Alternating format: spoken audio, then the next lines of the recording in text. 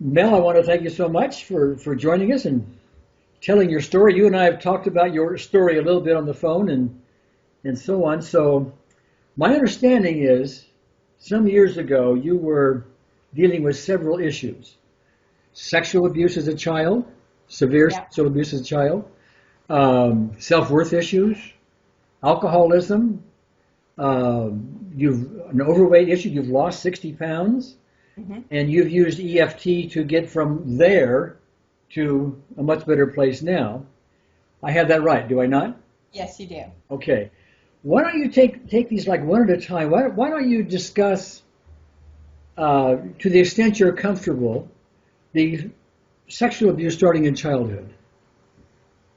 Well, as I was saying when we were on the phone, I'm not sure when it started. My earliest memories are when I was around age 4. And vivid memories from then and all through. My parents were separated. They separated when I was 4. So it was my father, and we would go see him. That was our time with Dad every other weekend. So every other weekend, this was just part of my life. Mm-hmm. It was not violent. It was just I was trained to do certain things that little girls don't typically do to and for their father. So it was an ongoing part of my life thing. And that went on until I was 14 when I stopped visiting my father on weekends. Yes. And And is that, sorry, go ahead. as I recall our previous conversations, starting at age 4, there was even penetration, albeit, as I recall it right, digitally. Yes. And starting at 8, then it was, the normal sexual penetration. I got that right, do I? Yes, that's correct. Okay. This is a bit personal, and don't answer it if you don't want to. But I can imagine that hurt. I'm curious about what a 4-year-old or an 8-year-old thinks. What kind of trauma one is having under those circumstances. Yeah, and it was interesting because I used to when we first spoke, I said I had the memories and I could remember it like it was yesterday. But oddly enough, after clearing everything that I cleared, I can bring the memories up, but it's not like they're in my face anymore. It's like, yeah, so let me think back to when I was there. So the one time in particular, I can remember the night dress I was wearing, and for whatever reason, an 8-year-old that I was having a nap. And I remember my father coming in, and I remember him getting on top of me, and I remember pushing myself back, and my head was against the headboard. There was nowhere else to go.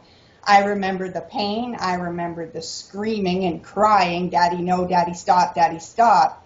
And the next thing I remember after all of this is I was going back. We were in the car driving back to my mom's house, and I was in my shorts. So I don't know what happened from that painful screaming to how I got in the car driving back to my mom's house. I don't have that memory. Okay. My sister was there, and she has no memories. So How has that set of experiences affected your life from that point up until you learned about EFT? well, I mean, one could say that that's why I drank. One could say that was why I had no self-esteem. For years, I was and I started drinking fairly early. I remember drinking in high school. So before I was 18, I was drinking.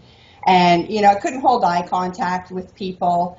I was very promiscuous. I would get drunk and have all kinds of boyfriends. One could say this is all related because I basically was trained that this is what love was. This is how you gained love, this is what you do with your body. Yeah. So very promiscuous, very low self-worth, if any at all. And that sort of was my pattern as I went through life. I have not had what one would say is a successful relationship, ever. So. And how long ago were you introduced to EFT? My son is now 7, and he was just about 11 months, so just over 6 years ago. About 6 years ago. Okay. So that was how many years then did you have?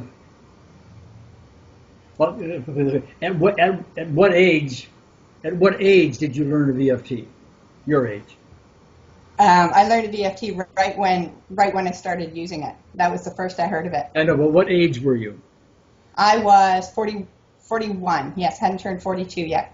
So from age 14, which is the end of the sexual abuse, Yes. till age 41, you then dealt with the low self-esteem, the drinking, and all the other things that went with it. Were you having nightmares, for example, or any other kind of thing? Well, it's interesting because way before self-help books were popular, when they used to be in that, creepy corner in the back of the bookstores, ever since I can remember, that's where I was drawn to. So, I talk about I used to take one step forward and then 2 or 3 back. Right. So ever since my late teens, in my early 20s, I studied Kabbalah at the Kabbalah Center in Toronto. So I was always reaching for something, but nothing seemed to stick. And so, I was studying Wayne Dyer and, all the self-help gurus, if you will, and trying to incorporate those teachings. But until EFT came along, nothing seemed to stick. EFT seemed to be the turning point for me, where I went beyond just the knowledge of it, trying to understand it and then reaching for the beer, and washing it down. Whereas EFT became what shifted everything for me. Tell us about the alcoholism. How severe was that? Well, one might say I was a high-functioning alcoholic. I knew how to keep it in check, so I never lost a job. I've never been unemployed. But every day around noon, I would start getting anxious. And by 3 o'clock, if I didn't have my plan for how I was going to get a drink, and my drink was beer, which is partially, it's a pretty fattening drink. Sure. If I didn't know when and how exactly I was going to get it, I would start being like really cranky, really agitated, quite an unpleasant person to be around. So I always had it planned out. Sure. And it was sort of a daily habit. Even if it was just, 3 or 4 beers a day, it was daily. Yes. Yeah. And you needed it basically as alcoholics do, right? Yeah. Okay. Yeah. It was sort of like my medicine of choice to get through. Okay. All right. Well, so you would drink beer. That's fattening, as you said. That's done some weight. But would I also assume that you would overeat the wrong foods as well? Absolutely. I was living in downtown Toronto at the latest stages when I was the heaviest. And I had, Monday was speed dial the pizza, Tuesday was speed dial the chicken wing place, Wednesday was speed dial the Greek place. So I didn't cook. I've never liked cooking, so it was just very convenient and very easy. I had no friends. I had no social life, so all my paycheck went for my beer and my fast food. So that was a big part of it. And the kind of foods you mentioned tend to be comfort foods. They tend to be foods that tranquilize anxiety, as does alcohol. Yes. And so who knows exactly how all this falls together, but it would be a typical pattern that with this kind of sexual abuse and low self-esteem foundation you had as a youngster, there's a lot of anxiety there. We don't fit in the world and so on. And so we eat, we gain weight, we drink beer, we do everything we can to tranquilize this sense of unrest, this sense of not fitting in, this low self-worth kind of thing that's just blotted out. That's a cool story, but I assume it fits here. Yeah. Okay. Very much so. So you come across EFT, you start using EFT on these various issues, and we'll get to the details in a moment.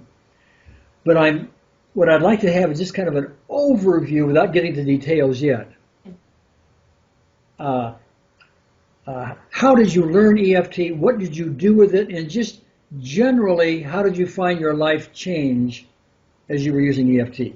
Okay. I stumbled upon EFT quite by accident. I was studying the law of attraction, and one of the law of attraction online programs I was taking was interviewing one of the EFT practitioners. Uh-huh. And my day job was finance. EFT in finance stands for electronic funds transfer. Yes. So I'm like, what on earth is this got to do with the law of attraction? And so it was annoying enough and interesting enough that I stopped work for the day and started listening in full on to the program that was online that day. And I was outraged. I thought, who are these people trying to rip off all these innocent victims? And so my first reaction to EFT was not a positive one. And so, of course, being a bit of a wildfire, I'm like, I have to learn more. I have to know more. Who are these people ripping people off? And so I was, born a true skeptic. Yes. So I dug a little bit. I found your website and found the manual. So, of course, that just fueled the fire. It's like, if something's this good, it can't be free. And so I was like, I'm determined at this point to debunk you and prove you a fraud.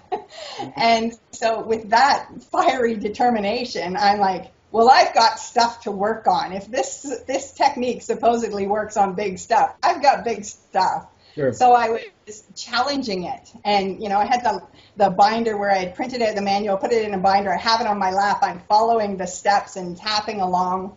And I got results on the first thing I tapped on. And it was like, this is insane. Tell us about the first results that you got. Do you remember them well enough to... I think I was working on, because I had a very volatile relationship with my mom. We were like fire and oil all the time. It was like one would fuel the other and it would make it worse. So I think I was working on stuff with my mom. I also got, I had a fiery determination then, and I used to be kicked out of the house a lot between age 14 and 18 when I left home. And so I think I was working on something around that. And I also worked on, I remember this one clearly, at 18 I told my mom what my dad had done in the past, and her response was not good. She was swearing, calling me a liar, and that was a huge, huge trauma for me. And so I did a few rounds. I think it was maybe 3 or 4 rounds on that specific memory, and it cleared it. It took it right down so I could think about it, and I could say, I could repeat the words Mom called me, which weren't pleasant, and go, that's not upsetting me at all. And I was just in total disbelief. How can this be? Okay, let me interject something if I can. So many people who are initially introduced to EFT will tend to use it in a more global fashion. It will be things like even though I didn't get along well with my mother.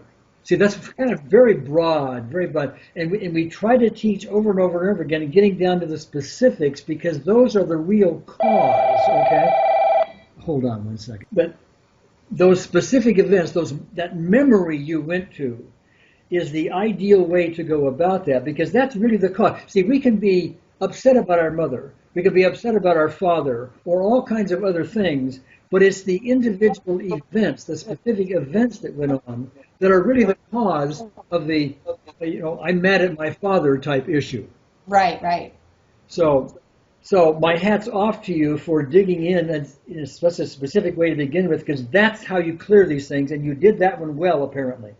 Yeah, and I used to, when I was learning, because of course I'm like a perfectionist with studying things, so I would go through and I would read it and I would make sure, and then the thing I used to try and remember it is, could this be the headline to the story, or is this one paragraph of the story? Yeah. So I kept going, if this is the headline, my mom really didn't like me, well, that's not going to clear it. I was thinking of clearing each paragraph of the story rather than the headline that announced what the story was. And so that's sort of how I went about doing that. Yeah, the metaphor that we like to use here is the broader issue that, I never got along with my mother would be a tabletop. So by table legs, each of which are being the specific events. So you've got to knock the table legs out from under it. Otherwise, you're pounding on the top of the table, hoping to get it to collapse. And and it's fully supported. Yeah, maybe with persistence, though, you'll be able to do something with that. Or you will wobble a table leg or two by trying to go to the tabletop. Yeah. That's not the efficient way to do it. The efficient way to do it is go right to the table leg. Yeah, the other, because in your DVDs, I think you talked the analogy about the trees in the forest as well. And so, I would also, to try and get this in my head, instilled in my head, because if I was going to relive this stuff and, dip the toe in the water of the pool of this pain, I wanted to make sure I was taking it out and not just swimming around in pain again. Yeah. And so I would think, okay, am I going for branches on the tree, or am I going for the bottom of the tree? Because you can cut a tree down by taking off its branches, but it's a long process. Or to take that metaphor a little further, if you are looking for the cause, you go to the roots of the tree. Yeah. Okay. Yeah. And see, a lot of these issues are, to me, they're like weeds. And one thing we can do is take a shovel or some kind of a tool and cut the tops of the weeds off, a weed whacker, whoosh, like that, you know. Yeah. Yeah. So that's good. That does something. Mm-hmm. Okay. And a lot of people who use EFT without getting into its details will do it in that way. They'll top and they'll say, "Wow, I've got a good result. That's wonderful." They don't go any further. But if you get down underneath and get the roots out, Yeah. now you've really got it. Otherwise, that weed's going to grow again in one way, shape, or form. Yeah. So. Yeah, I think a lot of people get so relieved of having that initial relief that they're like, okay, just don't move, don't let life happen. It worked. Like, don't move. But as soon as they breathe and take another step forward, that weed starts spreading and life will show them how very not cleared it is. I'll elaborate a little bit. When I was at 210 pounds, I obviously hadn't quit drinking. I had, through sheer willpower and stopping, that's when I moved from the city up to the country where I now live. So all my fast food outlets stayed behind. So that helped. I dropped maybe 20 pounds just by eliminating the fast food diet. So I would have thought it would have been more. I would have thought all the weight would have come off, but it didn't go that way. So now I'm around 190 pounds and trying diet after diet after diet. Some success, it comes back. Some success, it comes back. I went on a very radical diet. And that diet, in 3 months' time, I went from about 180 to 143. 140 was my goal. And that was in about 2.5 months' time. It was a radical diet. Felt great. And I found out I was pregnant. So I had to immediately get off that diet because it wasn't even 1,000 calories a day. And so I knew my body didn't need this weight. It was an interesting process. However, I'm pregnant. Within the first 3 months of pregnancy, I gained back 35 pounds. So, and then after I had the baby, and you would expect I'd lose, and I kept gaining weight. So I basically got back up to 180 through my pregnancy. After I had the baby, I didn't lose the weight. Maybe 10 pounds came off, and I leveled out at 170. And that's where I was when I found EFT. Oh, okay. So with EFT, I got from 170, without changing much of my diet. I was still, until I quit drinking, and even that, it was just, when I started using tapping again for what's behind wanting to eat. It's not about the food, because I had eliminated all my chocolatey treats. I had eliminated all the traditional causes of the weight. I knew it wasn't the food alone. And then I started tapping on what's making me reach for this. What's, like all that comfort food. What's behind it? And that's where I was attacking it at the emotion level rather than the food level. And so I said to myself, okay, you can eat anything you want. Nothing is off limits. This isn't about a diet, because I knew I wouldn't stick with a diet. I knew it would be, okay, you do that for however amount of time you're on the diet, and then you can go back to living your life. Yeah. So I knew the diet wasn't going to do it. I wanted to find a process, and of course I'm testing to see if EFT is going to work, not knowing if it will or not, that would allow me to live a normal life, indulging in, chocolate croissants at the local coffee shop when I wanted, and still enjoy life but not be overweight. And that's the success I had with EFT. And right now I'm up a little weight, but that is the coffee house that just opened up around the corner, and I've just been indulging and giving them good business a little too much. It's not emotional eating anymore, which I think was the big difference. When I went after the weight with EFT, I wasn't going for the food, even though I'm craving a chocolate bar, that sort of thing. It was like, even though I'm feeling this anxiety about that argument I just had with John at the office, that sort of thing. And I would, again, take it very specific about what just happened that's triggered me wanting to stuff something in my mouth. And what I found was the cravings for the food sort of dropped off. So did the weight. So now I enjoy food, everything, like nothing's off limits, but it's not fueled by the anxiety. And I can feel it when I have a stressful moment or an interaction that's not pleasant. I can feel, I could just go for a croissant, but it's like, that's just silliness. Why would I do that? Yeah. What I ended up finding was, if I was resorting to willpower, I wasn't on track. If it became, and this was my little game I would play with myself, if I'm using willpower and hard work, I've missed it. I've missed the issue. So get off the willpower and find the issue and do the tapping on the issue rather than trying to force an outcome. Mal, who had the self-worth issues a long time ago, didn't have a friend in the world. In September of 2000, the only reason I didn't kill myself was I had 2 cats and I had no friends to give my cats to. So it was so dark that I didn't kill myself because I thought no one would notice. And this was my plan, I'll just book vacation, 2 weeks off. No one will be looking for me. The boss won't be looking for me, but the cats would be put down because they would end up eating my decomposing body. And it was the love of my cats, not anything to do with who I was, that kept me from killing myself. And that was in September of 2000. Yeah. And that was my life. I had no friends. As I said earlier, I couldn't make eye contact with people. I was just always looking down at the ground, and no animation, no happiness, no spunk in my voice, just this monotone, sad, dark, gloomy person. It's no wonder I had no friends. I wouldn't want to be friends with that person. You have friends now? I do. And I'm pretty selective.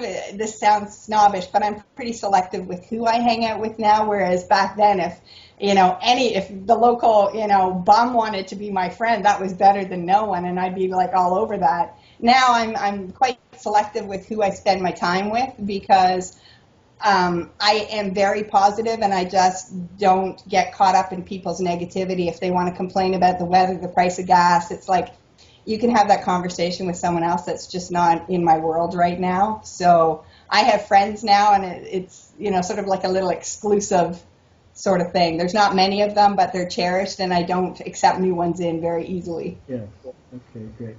One more thing. If you can recall it well, you did EFT on all these various issues over a period of years.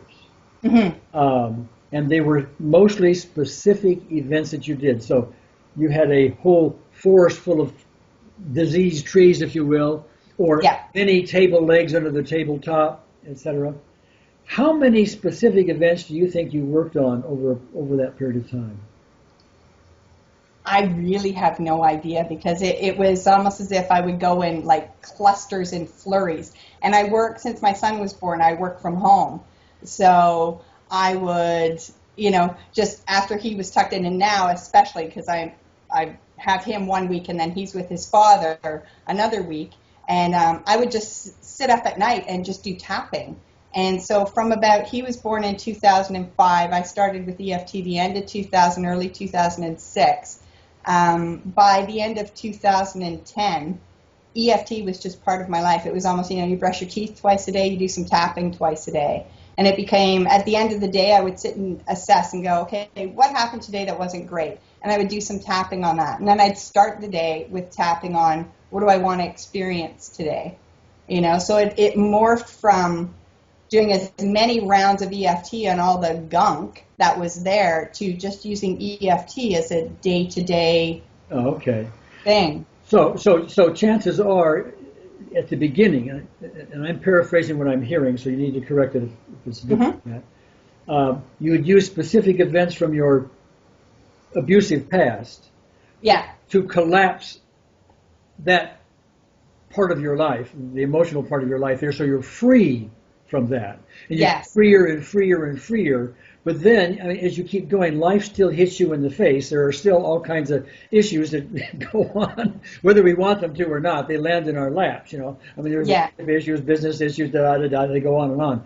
Exactly. So you use it as sort of a maintenance since then. Yes. And then I would try and, flesh out what's left. Because if it was, certain things that would go on, I can't think of a specific example, but it would be a case of, okay, well, I'm not feeling as joy-filled as I'd like, so I would try and make a bold statement and see, what I would hear in my mind, the tail enders, oh, no, you don't believe that, you believe blah, blah, blah, blah, blah. And then I would go, okay, even though I believe blah, blah, blah, blah, blah, and I would tap it. So I would constantly try and dig up any roots that were left, even though I didn't have like glaring in your face abusive, type issues showing me what was there. It would be a case of, okay, my life's not reflecting back to me the joy-filled abundance experience that I'm going for. So what's left? Is there anything left behind it that I haven't remembered or I haven't thought to go for? Sure. And I would try and surface that up. Okay. Mel, this has been fabulous. I want to really commend you for your nice story. I want to commend you for what you've done with EFT. I want to commend you for sharing that with all these folks, because a lot of people are going to hear your story and get some inspiration from it, I'm sure. And hopefully are going to be using EFT in ways that are perhaps more effective than what they're currently doing. Great. Okay. Thank you. Thanks, Mel. Thank you very much.